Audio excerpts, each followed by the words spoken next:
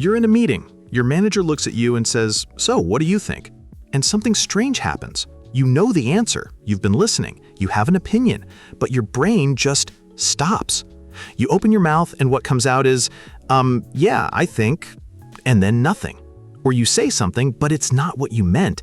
It comes out wrong, broken, too slow. The meeting moves on, and you sit there thinking, I know English. Why can't I just speak it? Or maybe it's a video call.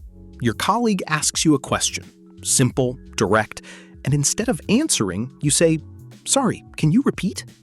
Not because you didn't hear, because you needed more time. Or maybe you're in a presentation and someone asks a question you didn't prepare for, and suddenly your carefully rehearsed English vanishes. You stutter, you apologize, you feel your confidence collapse in real time. If any of this sounds familiar, I want you to know it's not your English. And I don't mean that to make you feel better. I mean it literally. The problem is not your vocabulary, not your grammar, not your accent. And in this video, I'm going to show you exactly what it actually is and give you 6 phrases and one simple formula that will help you speak confidently in the moments that matter most. Let me ask you something. How many hours have you spent studying English, watching videos, reading articles in English, listening to podcasts, learning vocabulary lists, maybe even attending classes? Probably hundreds of hours. And yet, in a high-pressure work moment, your English fails you. Why? Here's the truth that nobody in English education talks about. There are 2 completely different versions of English: passive English and active English. Passive English is the English you use when there's no pressure. You're reading an email, you're watching a video, you understand everything perfectly. Your brain is comfortable. No one is waiting for you, no one is watching. Active English is what happens when the pressure is on. Someone is looking at you, they're waiting, the clock is running. You have maybe 3 seconds to produce something intelligent and clear in a language that is not your mother tongue. And this is the version of English that most people never train. You've been training passive English for years, and passive English and active English are not the same muscle. Think about it like this. Imagine a football player who watches thousands of match recordings, studies tactics, understands the game better than most coaches. Then they get on the pitch for the first time under pressure, and they freeze. Knowing and doing are completely different things. The brain that analyzes a game is not the same brain that plays the game at speed. Language works the same way.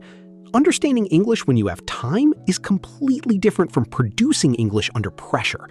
And until you train the second skill, active under pressure speaking, the first skill will keep letting you down when it matters most. The good news? This is a very fixable problem, and the fix is not study more vocabulary. The fix is building automatic phrases, chunks of English you can reach for instantly without thinking, even when your mind is stressed and your heart is racing.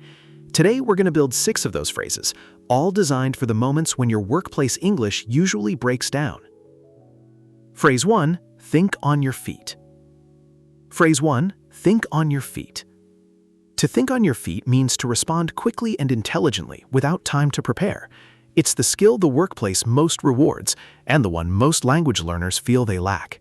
When someone says, "We can think on our feet here," they mean we don't need a script. We can improvise. We can handle whatever comes up. It's a compliment when used about someone. She really thinks on her feet in client meetings. It means she's sharp, responsive, never caught off guard. Now, here's the insight.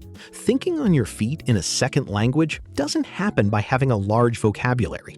It happens by having a small set of automatic responses. If I have to translate a sentence from Arabic to English while a client waits for my answer, I'm already 5 seconds behind. But if I have a phrase I can reach for immediately, a phrase that buys me a second to organize my thoughts, I sound like I'm thinking on my feet, even when I need a moment. That's exactly what the next 5 phrases are for. Phrase 2. Let me put it this way. Phrase 2. Let me put it this way. This phrase is extraordinarily powerful in workplace English, and almost nobody who isn't a native speaker uses it naturally. Let me put it this way means I'm about to restate my idea more clearly. I'm going to find a better way to explain this. It does 3 things at once. 1, it gives you a moment to think. The phrase itself takes about a second to say, which is exactly enough time to organize your next sentence. 2, it signals to the listener that what's coming is important and deliberate. 3, it makes you sound calm and controlled, even if you're reordering your thoughts in real time. Here is what this looks like in practice. Your manager asks why the project ran over schedule. Instead of a broken, scattered answer that trails off and leaves everyone confused, you reach for the phrase, "Let me put it this way. We faced 2 blockers we didn't anticipate, and fixing them took priority over the deadline." Same information, same English level, completely different impression. The phrase works in almost any conversation: meetings, emails, calls. Let me put it this way. Our budget didn't change, but our priorities did. Let me put it this way. I think we're solving the wrong problem. Phrase 3. The way I see it. This is how confident English speakers introduce an opinion, not soft, uncertain hedging, but a clean, direct opener. The way I see it. It's a soft frame, which means it signals, this is my perspective. I own it, but I'm not forcing it on you. It's assertive without being aggressive. That balance is actually very difficult to achieve in a second language, and this phrase does the work for you. Compare these 2 versions. Version 1, I think maybe we should try a different approach. I don't know, what do you think? Version 2, the way I see it, a different approach would save us 2 weeks. Version 2 is 3 times shorter, twice as clear, and sounds 10 times more confident. The content is the same. The phrase is what changes the impression. Practice saying, the way I see it, at the start of your next opinion in a meeting. Notice how it makes you commit to what you're about to say, and how that commitment actually helps you say it more cleanly. Phrase 4, at the end of the day. Phrase 4, at the end of the day. This phrase is one of the most useful summary tools in business English. It means when everything else is set aside, what really matters is this. You use it to bring a complex discussion back to what's actually important. When a meeting gets lost in details, when a debate goes in circles, when you need to close a point and move forward. We've been discussing the timeline versus the budget. At the end of the day, what matters is that the client gets what they paid for. That sentence redirects the whole room. It sounds leadership level, decisive, clear, focused. And it's built on one phrase. At the end of the day is also useful when you need to defend a position simply. Look, at the end of the day, this is the approach I'm recommending. It signals, I've thought about this carefully, here is my conclusion. It closes discussion without being rude. Actually, let me pause here for a moment. We're roughly halfway through, and if these phrases have already given you something useful, I want to ask you to like this video and subscribe to the channel. I know the voice you're hearing is AI. I want to be honest about that. But the script, everything you're learning right now, was written and carefully reviewed by a human. Every phrase was chosen because it actually works in real workplaces. Every example was crafted to sound like a real conversation you could have tomorrow. That takes real time and real effort. And when you like and subscribe, you're telling YouTube this content is worth showing to other learners, which is how this channel keeps growing. If today's video helps even one person speak more confidently at work, it's worth it. So if that's you, hit like, subscribe if you haven't, and let's keep going. Right, phrase 5. Phrase 5, back to the point. Phrase 5, back to the point. This one is for moments when a conversation drifts, when you or someone else has gone off topic and you need to refocus. Meetings do this constantly. Someone mentions a side issue. A discussion about deadlines becomes a discussion about budgets, becomes a discussion about a completely unrelated project, and someone needs to bring it back. That someone can be you. That's interesting, but back to the point, we need to decide by end of day. It's also for moments when you've lost your own thread, when you've been speaking and suddenly realize you've gone somewhere you didn't intend to go.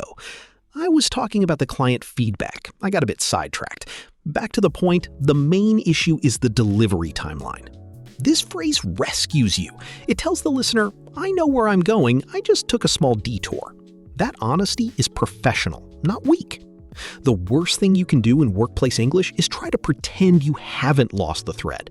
You say for 5 seconds, you stammer, you look uncertain. Back to the point is a reset button that keeps you in control. Phrase 6, come back to that. Phrase 6, come back to that. Or can we come back to that? This phrase lets you postpone a question or a topic without dismissing it. Someone asks you something you're not ready to answer. Maybe you don't have the information. Maybe you need more time to think. Maybe it's important, but it's pulling the meeting off track. Can we come back to that? I want to make sure I give you a proper answer. Done. Professional, respectful. You haven't said, I don't know. You haven't said, that's not relevant. You've told the room, this matters, I'll handle it, just not right now. This phrase is also how senior professionals manage meetings. They don't answer every question immediately. They triage. Good question. Let's come back to that after we finish this point. That's control. That's leadership. And it's 4 words. Now, let's put all 6 phrases into a system. I call it PAD. Pause, anchor, deliver. Every time you feel yourself freezing in English, every time you sense that blank brain moment coming, run PAD. P. Pause. Don't fill the silence with so, like, silence is not failure. 1 beat of silence, 1 second, feels like forever to you and like nothing to everyone else. Breathe. Give your brain the half second it needs. A. Anchor. Reach for one of your 6 phrases. Let me put it this way. The way I see it. At the end of the day, back to the point. These phrases don't need translation. You've practiced them. They come out automatically. And while they're coming out, your real answer is forming in the background. D. Deliver. 1 sentence. Not 3, not a full explanation. The most important thing you want to say. 1 clear sentence. If they need more, they'll ask. But 1 sentence delivered clearly is always better than a paragraph delivered uncertainly. Let's run it in real time. Your manager says, "What's your honest take on this project?" Old response, I think there are some challenges. It depends." Pad response, "The way I see it, we have to write team, but we're missing a clear owner for each deliverable."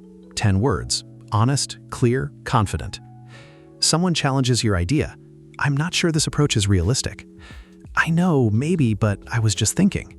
Pad response, "Let me put it this way. It's ambitious, but I believe it's achievable if we fix 2 things. Same English level, different result." The meeting runs off track and you need to bring it back. At the end of the day, we need a decision today. Can we focus on that? Leadership. Quick recap. 6 phrases for high-stakes workplace English. Think on your feet. Respond quickly without preparation. Let me put it this way. Restate clearly and buy a moment. The way I see it, introduce your opinion with confidence. At the end of the day, summarize what really matters. Back to the point, refocus a drifting conversation. Come back to that, professionally defer a question. And the formula, PAD. Pause, anchor, deliver. 1 second, 1 phrase, 1 sentence. That's all it takes to go from frozen to fluent in the moments that matter.